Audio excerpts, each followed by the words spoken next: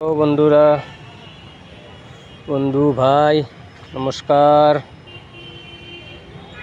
এটা কথা হ'ল, ফেচবুকটো ওপেন কৰাৰ লগে লগে যে কিছুমান পুৰণা ইউজাৰে কয় কোনি ষ্টাৰ পা নাই, কোনি ফুল পা নাই, মোৰ ভিডিঅ' লাইক কৰক, কমেণ্ট কৰক, এটা শ্বেয়াৰ কৰক, আপোনাক মই 10টা ষ্টাৰ দিম, 50টা ষ্টাৰ দিম, 100টা ষ্টাৰ দিম।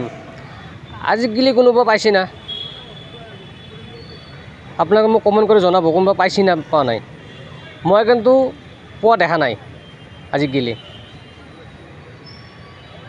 তো সিহঁতে যদি ষ্টাৰ নেদে তে মিছামিছি কিয় কয় লাইক কৰক, কমেণ্ট কৰক, শ্বেয়াৰ কৰক, 10টা 50টা 100টা ষ্টাৰ দিম, কিহৰ কাৰণে কয়? তাৰমানে ইহঁতে ষ্টাৰ দিয়া মানুহ নহয়, তাহাঁতে মিছা কথাৰ ৰাজা। সেইটো মনত কয়, মিছাৰ ৰাজা ইহঁতে, ষ্টাৰ এটাও দিব নোৱাৰে।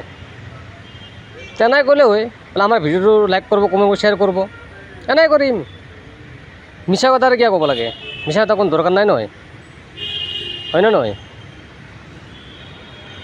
ধন্যবাদ।